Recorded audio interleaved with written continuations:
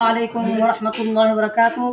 সম্মানিত দর্শক, দুপুরে খাবারের সময় এসে তো খাবারের বিষয় নিয়ে আমি অত্র মাদ্রাসার ছাত্রদেরকে একটি প্রশ্ন করব। খাবারের সুন্নত বিষয় নিয়ে এদিকে উত্তর দিতে পারে তাহলে 10 টাকা পুরস্কার দেওয়া হবে।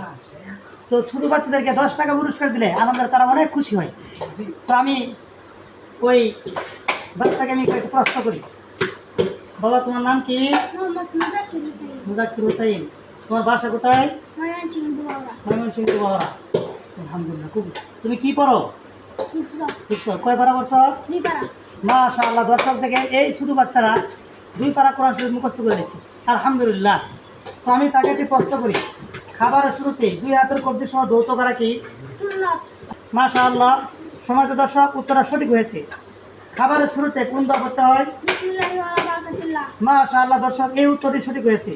যদি বিসমিল্লাহ বলতে গিয়ে তোমার মনে না থাকে খাবার খাইতে গিয়ে, তখন কোনটা করবা?